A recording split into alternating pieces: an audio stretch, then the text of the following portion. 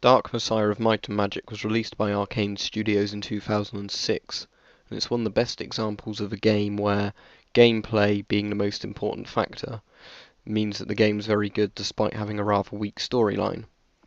The game has no real relation at all to the previous Might and Magic games. It's its own separate thing, and it's a very good game because of it. Because basically, it's a game contained in itself, rather than being sort of relying on you to have played previous games.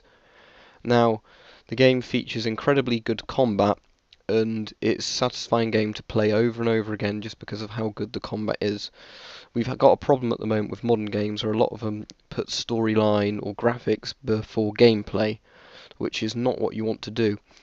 A game that has good gameplay and then has very good story and graphics could be better than a game with slightly better gameplay in itself, but the issue is that when a game doesn't have good gameplay, it's not fun full stop.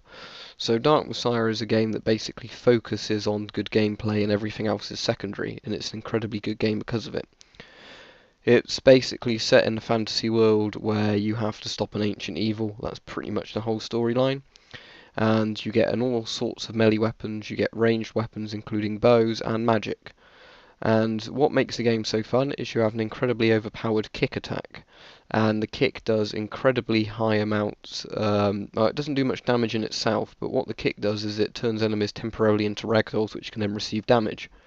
And the game's full of places where you can kick enemies down flights of stairs and things such as that. So, it's a bit hard to really describe much more than that, but essentially it's the best melee combat game ever built that I've played, and you run around simply just killing enemies.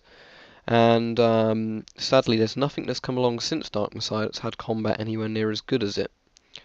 So this is probably the best combat game you're going to play in terms of melee combat, so it's definitely worth getting. The price on Steam changes a fair bit. It used to be £6 for ages, then after Dishonored did well, the price went up a little bit, but when it's in a Christmas sale, get it for a couple of pounds. It's definitely worth that price.